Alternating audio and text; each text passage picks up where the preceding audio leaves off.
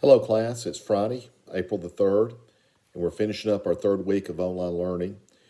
But I know that this week has been a difficult one in many different ways. I know we got the news earlier this week that we would not be back at school at all as far as physical school.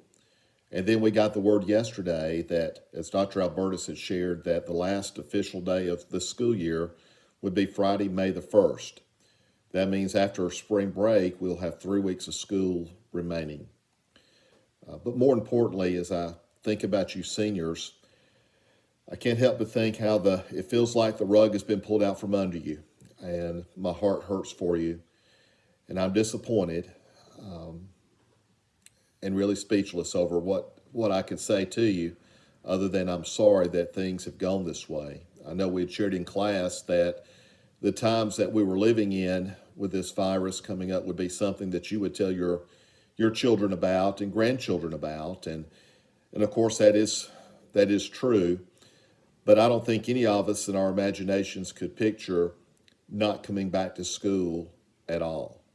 And yet that is what has happened. I understand the decision, and it was a decision that had to be made, but yet that doesn't make it an easy decision. It does not make it something that none of us wanted to see happen. I enjoy being at school. I miss seeing you all every day, and I will miss finishing up the school year in a normal way as well. And I'm sorry. With all that being said, I know all we can do is make the best of the situation that we have now, and that is to try to finish as strong as we can. To you seniors, I know not only has the school year been shortened and some of the activities that we all look forward to, even as teachers, we look forward to them each year,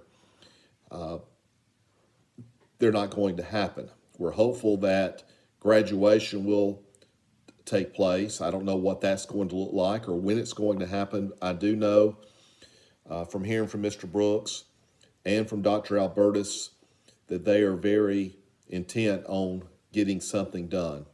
Perhaps in May things will settle down and we can actually have a regular graduation service. I'm just talking off my head. I don't know. I don't think anybody knows right now. But just know that there's many of us teachers, and I know our administrators and the staff, we're all hurting for you. We're at school and school teachers because we enjoy being at school and we enjoy being around our students. And it makes it tough to deal with a situation like we're in now. And I wish we weren't having to do all this online learning. I have not enjoyed it. It's frustrating at times. Many of you, I know, are having frustrations with Schoology. I know it's been down here, especially in the last week or so. It's been down more than normal, which is usually running just fine. But what's happened over the last couple of weeks as schools all over the country have shut down and converted to online learning, many of them have migrated over and are using Schoology. So it's getting a lot more use. I know at Carrollton High School, many of our teachers are using Google Classroom. But at this point in the game, I thought about doing that, but just with 4 weeks left, trying to recreate something that was already established, at least in my classroom over the last 8 or 9 years, at least. I might have been using Schoology for the last 10.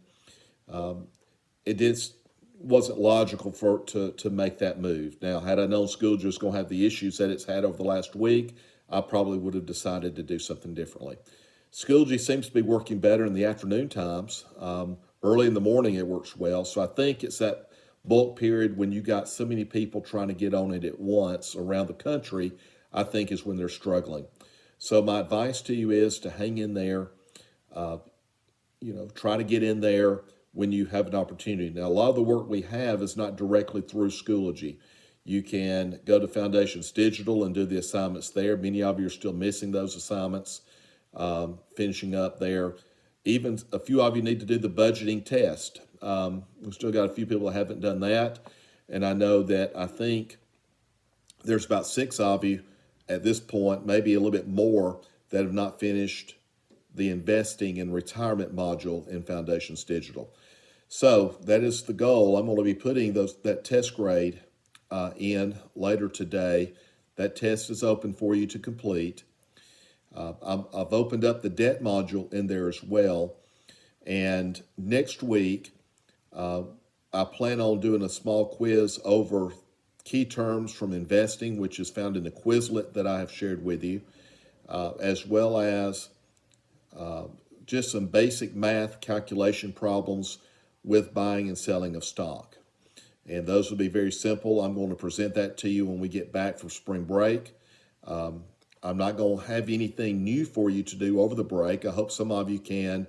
Many of you are working hard, and I hope that you can disconnect and take a little bit of a break. I hope to do so myself. We've been encouraged as teachers not to work over the break. It's from a teaching perspective, to change from one method and then try to get things completely online is a whole nother game altogether, especially for those teachers that have more than one class to prepare for, which I'm in that boat as well.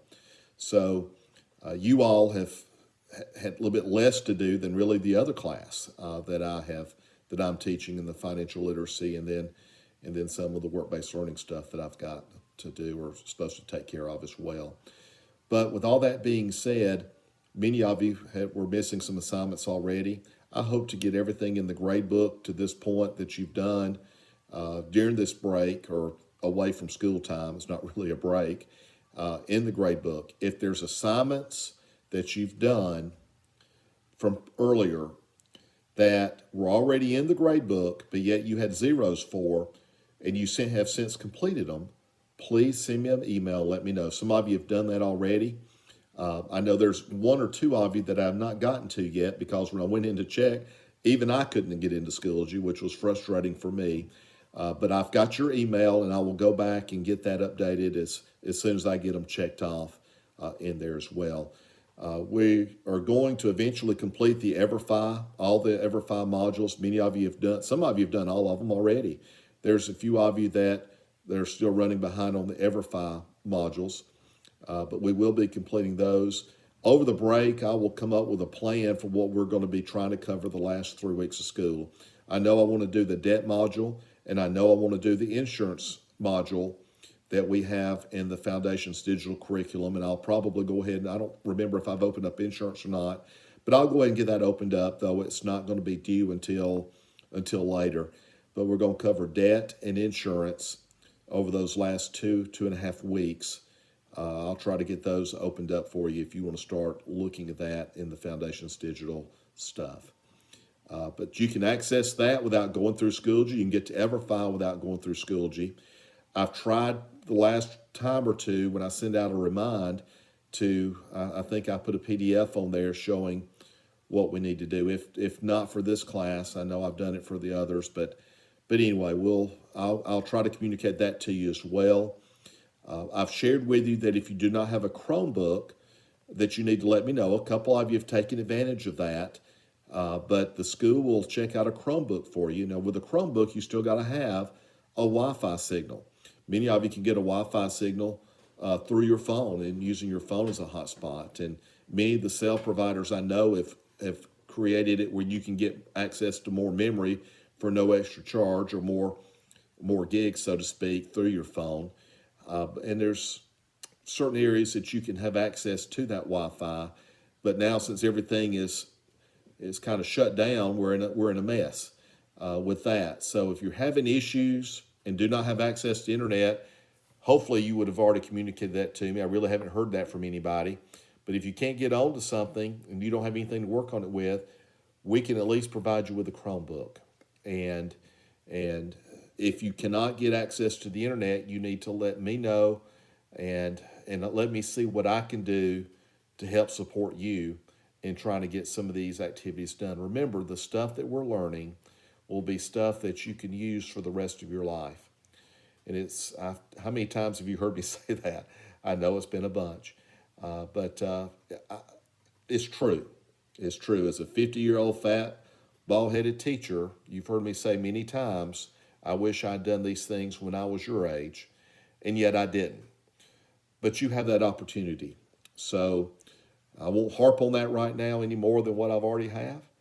But please take it to heart and really put your heart into learning or at least try to get some information about the stuff that we're covering.